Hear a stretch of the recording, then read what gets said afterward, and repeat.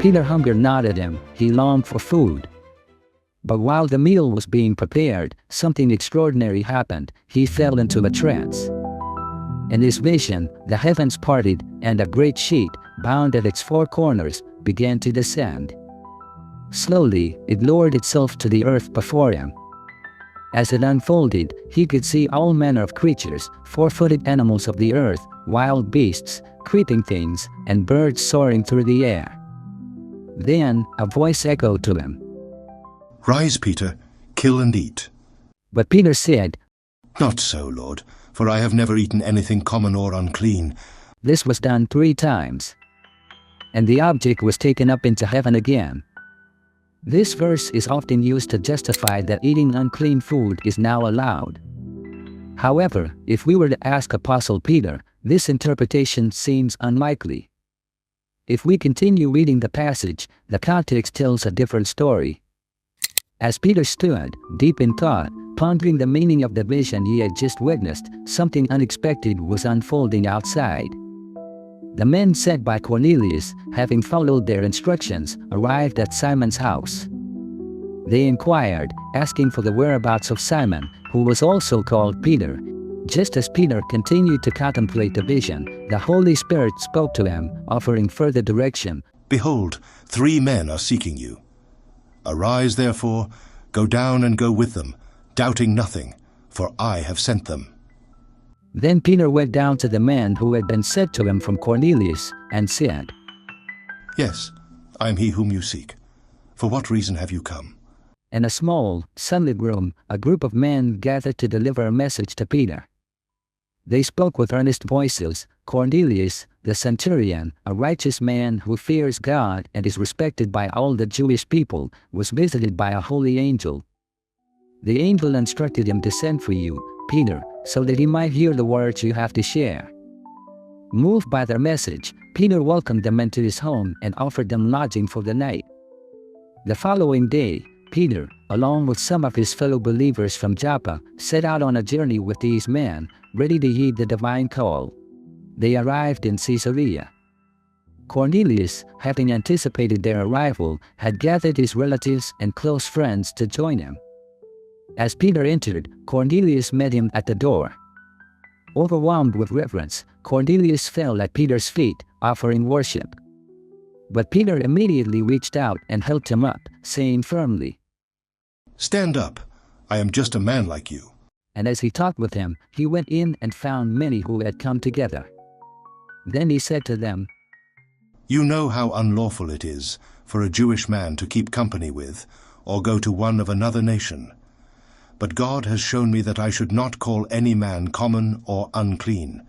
Therefore I came without objection as soon as I was sent for. I ask then, for what reason have you sent for me?" So Cornelius said, "4 days ago I was fasting until this hour, and at the 9th hour I prayed in my house, and behold, a man stood before me in bright clothing, and said, 'Cornelius, your prayer has been heard, and your alms are remembered in the sight of God. Send therefore to Joppa, and call Simon here, whose surname is Peter. He is lodging in the house of Simon a tanner by the sea. When he comes, he will speak to you.' So I sent to you immediately, and you have done well to come. Now therefore we are all present before God, to hear all the things commanded you by God." Then Peter opened his mouth and said, "In truth, I perceive that God shows no partiality. But in every nation whoever fears him and works righteousness is accepted by him. The word which God sent to the children of Israel, preaching peace through Jesus Christ, he is Lord of all, that word you know, which was proclaimed throughout all Judea, and began from Galilee after the baptism which John preached, how God anointed Jesus of Nazareth with the Holy Spirit and with power, who went about doing good and healing all who were oppressed by the devil, for God was with him. And we are witnesses of all things which he did both in the land of the Jews and in Jerusalem, whom they killed by hanging on a tree. Him God raised up on the 3rd day, and showed him openly, not to all the people but to witnesses chosen before by God, even to us, who ate and drank with him after he arose from the dead. And he commanded us to preach to the people, and to testify that it is he who was ordained by God to be judge of the living and the dead. To him all the prophets witness that, through his name, whoever believes in him will receive remission of sins. While Peter was still speaking these words, the Holy Spirit fell upon all those who heard the word. And those of the circumcision who believed were astonished, as many as came with Peter, because the gift of the Holy Spirit had been poured out on the Gentiles also. For they heard them speak with tongues and magnify God. Then Peter answered, Can anyone forbid water, that these should not be baptized, who have received the Holy Spirit, just as we have? And he commanded them to be baptized in the name of the Lord. Then they asked him to stay a few days. In the entire chapter, we find no evidence that Apostle Peter taught that unclean meats could now be eaten. Instead, Peter understood the vision as a lesson not to consider Gentiles as unclean. The animals he saw represented both Jews and Gentiles, and the cleansing referred to what Jesus accomplished on the cross.